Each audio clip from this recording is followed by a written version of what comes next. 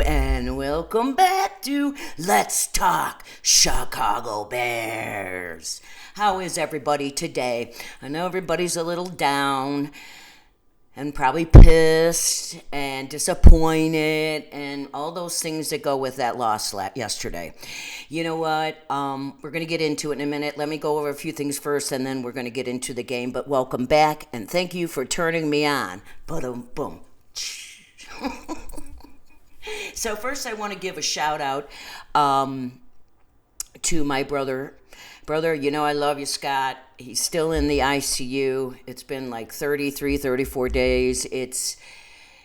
It's been a long ride, and we appreciate any prayers. That's all I can say at this point. And I want to say hi to his dog. Hi, Fuzzy. How are ya? He likes my show, so they turn on my show sometimes, and he sits and watches it. Smart dog, right? And then my friend Stan. We love you, Stan. Keep on going, my man. Okay, thank you. So thank you for letting me do that. And I have got to tell you guys this. I'm so psyched. You know, when I started this show 6 years ago, in 2020 during COVID, that's really the reason I started it, because I was bored, like everybody else. And I started talking to people, and people were like, well, you like to talk and you love the Bears. And I'm like, yeah, maybe I should do a show. And everyone's like, yes. So I started it back then. You know, I was hoping just a few people would watch me, and it started to grow and grow and grow. And this is now the 6th year. I'm no expert by any means, but I know my football and I know my Bears. It's been 50 years that I've been watching them, and I am loyal. But I started this show, and, here and there I'd get spikes of subscribers and this and that. And when I got my first 100 subscribers, I thought I was all that. Of course it's nothing. You're not going to make money. You're not going to be famous, because you have to have tens of millions to be famous, right? But I didn't care. And then it just kept growing. And before this year started, I was in the low 700s, and I thought, wouldn't it be great to make 800 subscribers? And I'm like, yeah, it probably won't happen, but you never know. And guess what? Last week, I hit 800 subscribers. Rock on.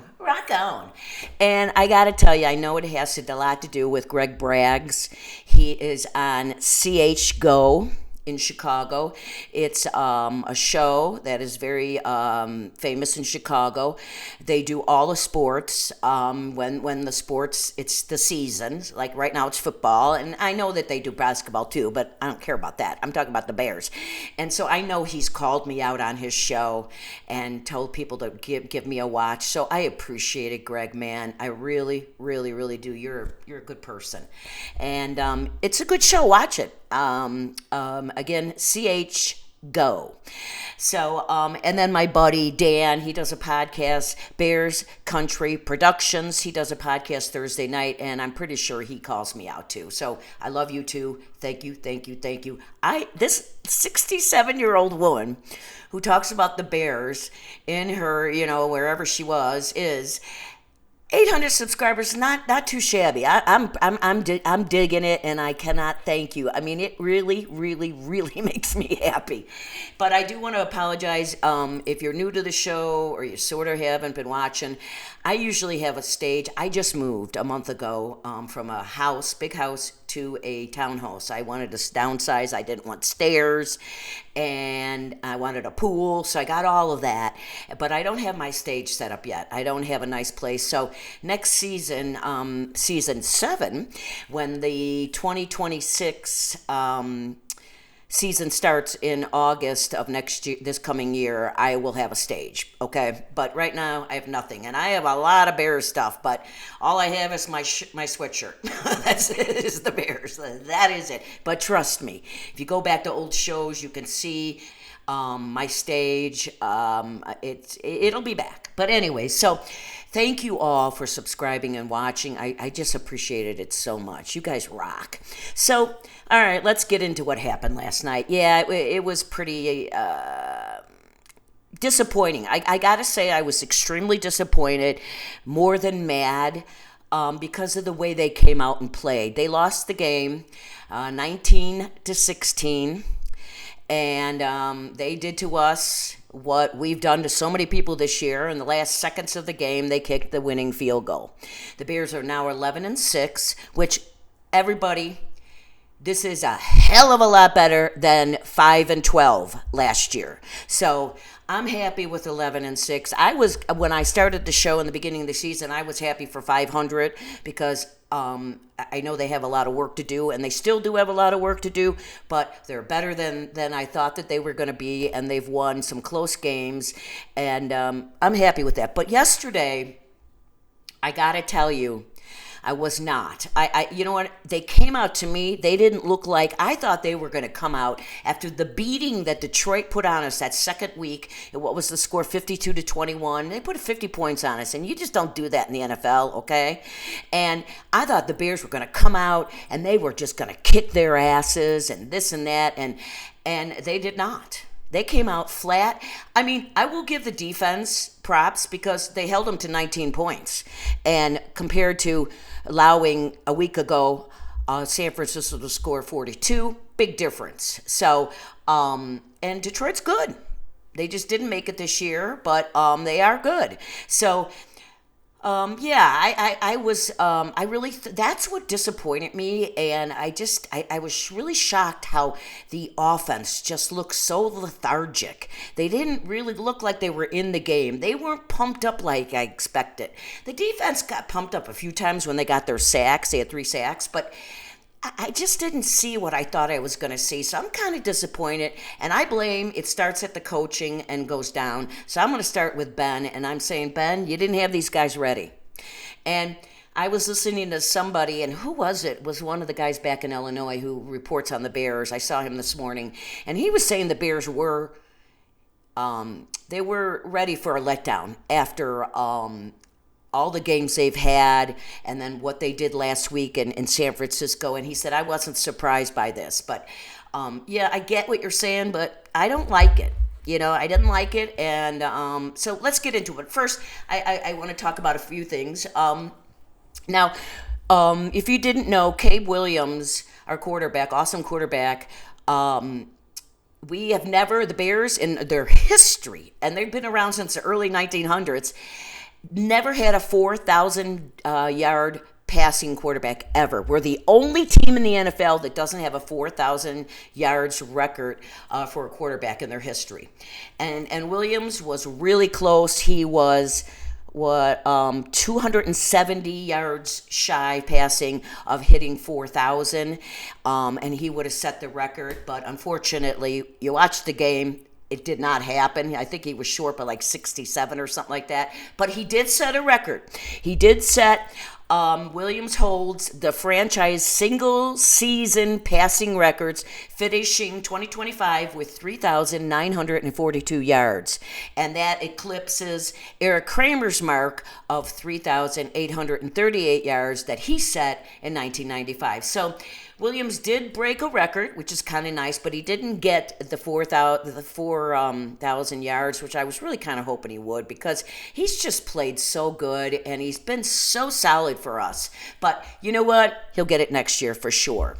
And another call out, because I have to do this because I've been on his back since he came here.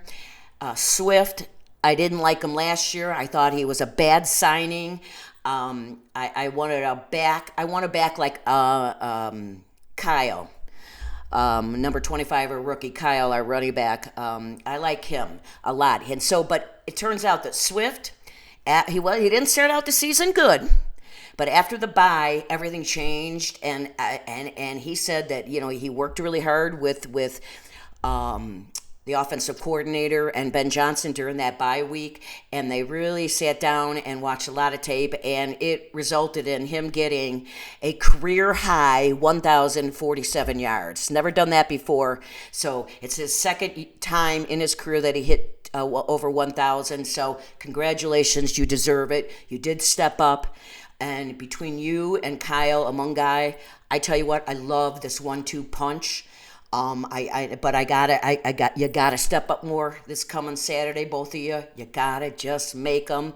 But Swift, congratulations. Because, if you watch the show regularly, last year I was all over him. And even the first couple games of the season this year, I was all over him, going, man, here we go again. He stinks. But he worked hard and he turned it around. So congratulations, and just keep running, my friend, because we need it. And we'll need you next year too. So, there's some stats I can give you, and I wrote them down, but you know what? I'm not going to go over a lot of them. To say the Bears played poorly offensively is an understatement, okay? And if you play like that this Saturday, you're not going to win anything. So they came out flat offensively, defensively, except for the Bears cannot stop. So the Bears gave up, again, 433 total yards, the defense. They gave up 311 passing and 122 rushing. Now, I always talk, and that's a lot, but they held them to 19 points. So Dennis Allen's defense of bend, don't break showed yesterday in the game.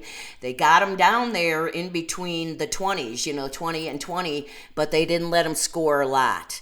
So they mostly, they had some touchdowns, but they field goals too. So the defense did play way better than they did in San Francisco, that's for sure. The offense, unfortunately, did not. They only had 270 yards total and 65 yards rushing, that's it. Now, I always talk about this. You have to win a game. In my opinion, you have to have at least 100 yards rushing, whether it's combined between two running backs or one running back, but you got to have at least 100 yards. And the Lions had 122, and they won that game. I'm just saying the Bears only had 65. Now, they were running the game. They kept running even in the third and fourth quarter, but and now we did have one of our linemen out, Ozzie. He was out, hurt. I think they kept him out per precautions before this next game. Cautionary, I can't speak. So, we had one starting lineman out on the offensive line, but still, 65 yards is not going to do it on the ground. You got to break 100, and you know it. Go back and look at the games the Bears have won, and in each game they've been over 100 yards rushing, and that is just a fact. Now, they kept down their penalties to 4. You have a rule, 5 or less, and but I got to tell you, 2 of those penalties were very costly.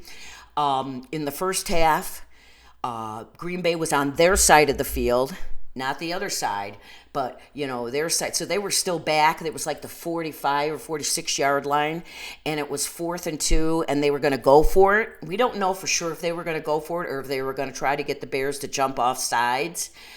But the Bears had just stopped them on 3rd and 3 or 3rd and 2, and they just stopped them. So then it went, and they gave them nothing. So then it was 4th and 2, and we were feeling pretty good about ourselves, right? Like, okay, you just stopped them now. You're going to do it again. We're going to get the ball with excellent field position, right? No. What happens? 97 Billings falls for it, jumps off, offsides, first down, and they just keep going. Very costly penalty, because had the Bears not gotten that and stopped Green Bay, maybe our offense would have come alive and scored some points. See, that's the thing about these penalties. They're so destructive. They just take the wind out of everything. And then I want to say that they went down and scored the Lions after that. But and then the second one, as we all know, was in the last drive. Williams was going to be sacked. Really, he really had no choice. He had to fling that ball. Unfortunately, I wish he could have flung it closer to a Chicago Bear. He got intentional grounding called, and it went from 3rd to 10 to 3rd to 20, and that was it.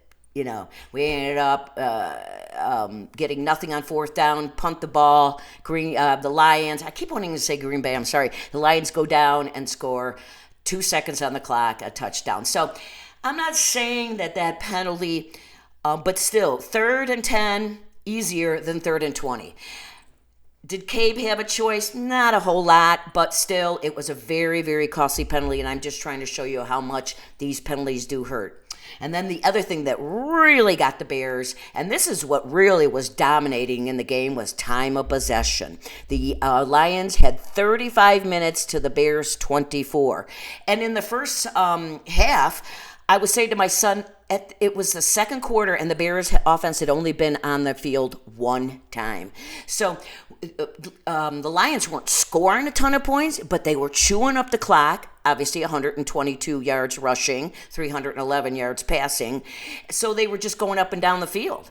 And they were eating up the clock, and it showed. And another way you can win a game is winning hugely the time of possession. I argue with people about this. Some people say that has nothing to do with the game, and other people say it has a lot to do with the game. I go with a lot. Now, of course, the Bears have won games with less time of possession, but it's rare. And this one was 11 minutes more, and it showed, right? It showed. So, that's that. And you know what? Williams didn't have a terrible day, but it wasn't stellar. He was 20 of 33 for 212 yards, 2 touchdowns. He was sacked once, and he threw that interception. And he hasn't thrown interceptions in a long time. So it happens. He's still got a great ratio. I think he's, off the top of my head, 27 touchdowns to 7 interceptions. I think that is what it is. It's right around there. So still great. Keep it up, my friend. Swift, not a good game. He only had 40 yards. And I told you, we only had 65 for the whole game, so that didn't do it. So I'm not impressed by that. Loveland, though, stood out again. Our awesome tight end, rookie tight end Loveland. Number 84. He had 91 yards with a touchdown. What a great game. He is stepping up week after week after week. And then Cole Kmet had that great touchdown where he got smacked in the head. Oh, my God. We were all saying that he's going to have a concussion. That was crazy, but he hung onto the ball, and that was really great. So we got some really great tight ends. I am so digging on them. They are just going to be better and better next year. A few bright spots, like I said, the defense compared to what they did last week. They gave up 19 points. They had 3 sacks. Billings, who had that costly penalty, had 1 sack. Sweat and Grady had they had a sack, half a sack each, because they did it together. And 99 Dexter Sr. had 1 sack. And number 31 Bard had 1 interception. He is awesome. And the Brisker's the one that tipped the ball, and Bard caught it. So it was awesome. There was, like I said, the defense had a few bright spots, but they still cannot stop the run. And what's crazy about this game opposed to last week, when we played San Francisco, there was a total of 80 points between the two teams scored. Yesterday, what did we score? Well, I didn't. 19 points. No, it wasn't 19. Doesn't matter. But we scored, there was 80, like I said last week in this game, between the San Francisco 49ers and the Bears. And yesterday, San Francisco, in their game that they lost to Seattle, they only scored 3. And yet they scored 42. So actually, yesterday, the San Francisco 49ers and the Chicago Bears, their offenses both came out very, very flat, right? Because I think they just put it all together last week, and they were just probably spent. But it's amazing how you can go from, Bears scored 38 last week, and they could only score 16. And these 16 points came in the fourth quarter. We did not score in the first, second, or third quarters. And they were with we scored 2 touchdowns and 2 extra points, or 2-point conversions we did twice. And for the first time ever, on a 2-point conversion, the Bears actually ran it in the first time. That was great. You never see the Bears do that on 2 points, but it worked. And so, but it just shows you how you could be 1 week 38 points, the next week you score 16. Your defense gives up 42 points, and then the next week they give up 19. It's crazy. It was crazy. So, I mean, yeah. So, again, okay, I give you my end in this, and I'm going to talk about, yes, I feel that the Bears' offense was very flat. I didn't like any of the play calling. I don't know. It just, but again, and this has been happening all year, and it's a big bugaboo, and the Bears have to work on it. I know we've got rookies out there, a couple rookies, but I don't care. When your quarterback throws you a pass that's catchable, you better damn well catch it, and they're not doing it. They have at least 2 to 3 drop passes a game. I'm sure of it. I've never really looked it up, but I'm almost positive I'm right about that. And they're passes that are catchable. You've got to catch those. You cannot let that happen. And if you're going to do that in the playoffs, you're not going to win. You cannot win when you're dropping easy passes. And I know 10 is a rookie, 84, our tight end, is a rookie, number 20, Walker's a rookie, but there's no excuse. You three young men have played a lot of football in your lives. And you've played a lot of football this year. And by now, you shouldn't be dropping passes that Cabe is getting to you. Now, Cabe, yesterday, I would say one time he overthrew somebody, but he had a pretty good game where he was right on yesterday. So those passes that were dropped were on the wide receivers, and it just cannot happen. You just can't. You can't. You can't win in the playoffs when you drop passes like that. It is so important. So you guys, and you know, part of it is lack of concentration while you're dropping these passes. Part of it is you're thinking about, you can hear somebody coming up behind you, you're going to get hit, or you're thinking about how far you're going to get after you pass it. You know what you do first, guys? Catch the fucking ball and then do all those other things, because that's your job. Wide receivers, tight ends, that's what you need to do. Your first job is to catch the ball. Your second job is to, when you catch that ball, is to take off. And third job is to block. You got to catch those balls. You can't keep doing this. And the other thing is, going into the playoffs, you can't have the stupid pre-snap penalties. They had them again yesterday. They had several of them. And the Bears are the number 1 team in pre-snap penalties. That's not a record you want to be number 1 in. I'm just saying, it's got to stop. So you can't drop balls. You can't have these silly penalties. And the other thing is, you can't do these threes you can't do on Saturday. You got to have your defense stop the run, right? You can't. This defense has to stop the run. Our defensive line is not good, and I've been talking about this all year. It starts with the D line, you know, because they're the first guys. So they should be able to get to the quarterback more, sack them. Was it going to sack him or get in his face, make him uncomfortable, make him run, make him make mistakes? And the Bears are not consistent with this at all. How many they've got? Shoot, I'm trying to think. Okay, they have 35 sacks this year, the Bears. But that's nowhere near the top. And they did get 3 yesterday, which I was surprised, but they're not consistent. We need a good edge rusher. I'm sorry, Sweat's not the answer. We've got Booker. Booker, I really like this guy. He doesn't have enough playing time under his belt. I believe that if he can stay healthy next year, we're going to see some more good things from him. But I didn't hear his name or see him much at all yesterday, and he only had 3 tackles. So I don't know what was going on there. But we need a good edge rusher, and we need somebody to stop the run. And I'm sorry, Billings is not the answer. And Billings, you need to go on a diet. You're fat, okay? Maybe if you lost like 40 pounds, you might be a lot faster, and maybe you could get those guys when they're running. Just saying. Quit with the hamburgers, okay? Okay? But, so, the Bears, okay, so we're playing, so let's start talking about that game. We're playing Green Bay Saturday night. We already talked about the Detroit game. It's over. I'm disappointed, but it is what it is, okay? The only bad thing is, though, I will say they lost 2 games in a row, and you never really want to go into a playoffs with a 2-game losing streak. It's just not going to give the other opponent a lot of worry. They're going to be like, listen, they just lost their last 2 games. We got them. So, and it's probably not going to help your head. So let's hope that Ben must have said it 100 times yesterday. It's a new season. Season starts over tomorrow, meaning today, and we are going to play better. Well, you hope so, Ben, because the team you put on the field yesterday was not good.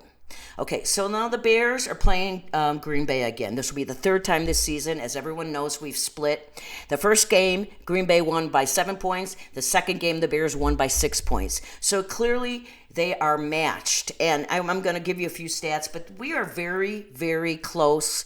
The only area we're not is the running game. So the Bears and Green Bay, it's going to be interesting. So let me just do this real quick. So the Bears are averaging 225 yards passing a game, which puts them 10th in the league. Green Bay is averaging 212. I mean, it's not much difference there. That puts them 17th. The Bears are rushing for an average of 144 yards a game. That puts them third in the league. Green Bay is averaging 119 on the ground rushing. That puts them 119. That puts them 15th.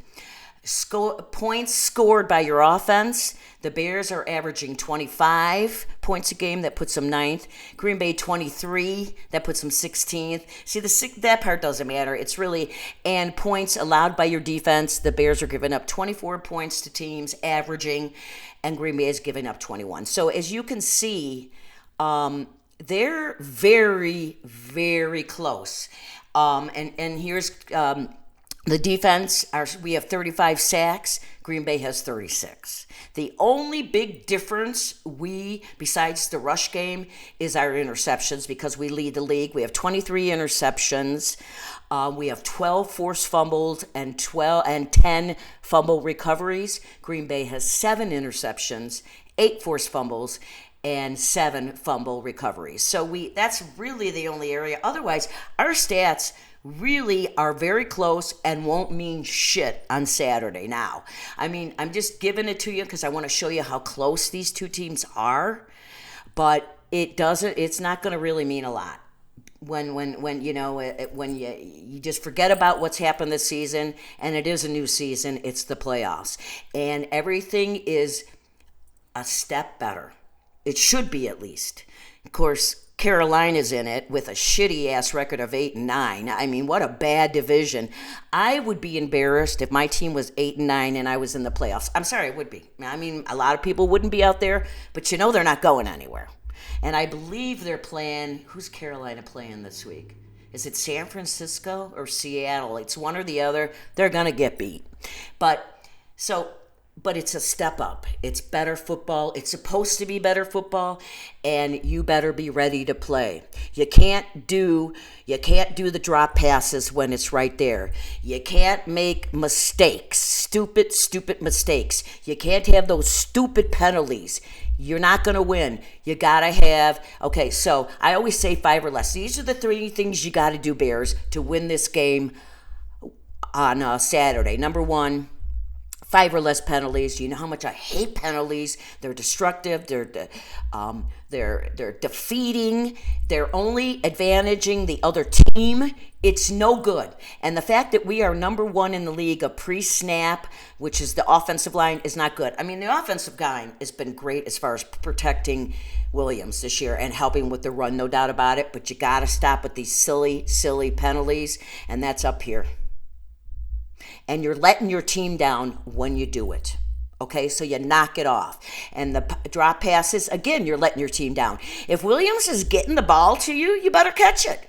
I don't care of all the other things. Sometimes you see these catches that are just unbelievable in the NFL, and then you see a ball that is right there that I could catch.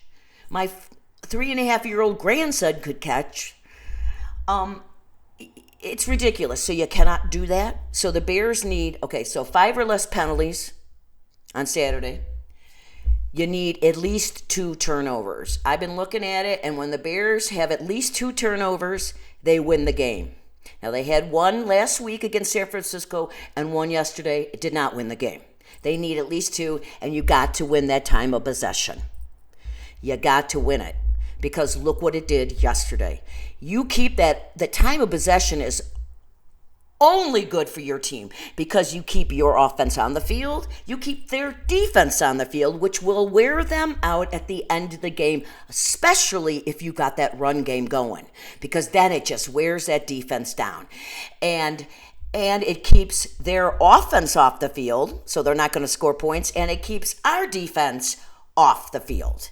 So, and you get these guys rest. So it's so important, in my opinion, time of possession, okay? And just look at yesterday's game. They were 11 minutes on the field longer than the Bears offense. Do I need to say any more? No.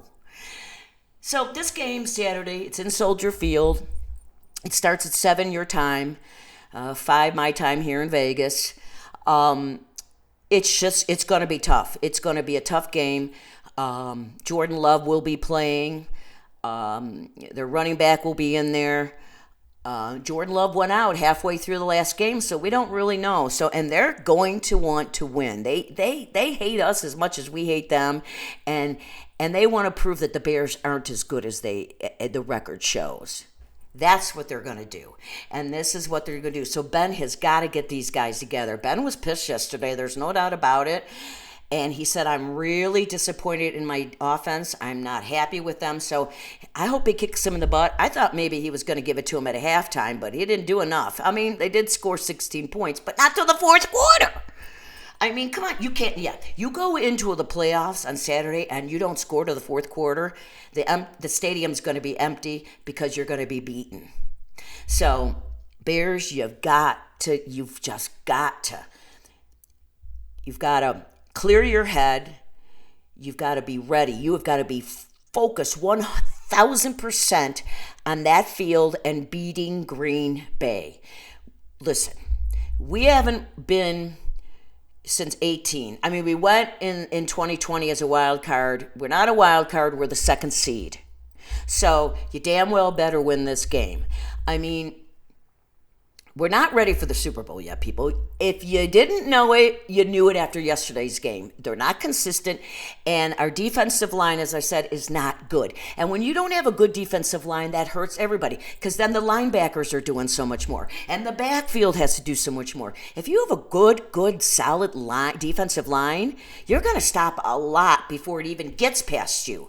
And that's something the Bears have to work on in the offseason, and they will. I think in the offseason, like last season was pretty much all offense. This season's going to be defense, and then we're going all the way. But let's just win Saturday. Let's win one playoff game to get us into the next season.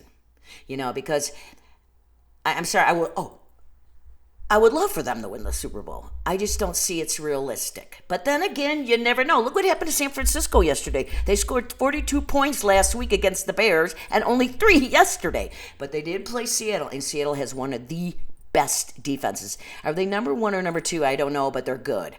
So it's going to be a tough game. It would be really nice if it were snowing or something, like that.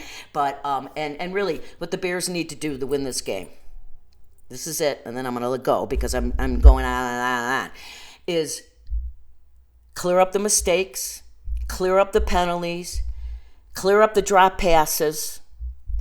That defensive line has to step up. I don't know what you're going to do, Dennis Allen, but you got to get them.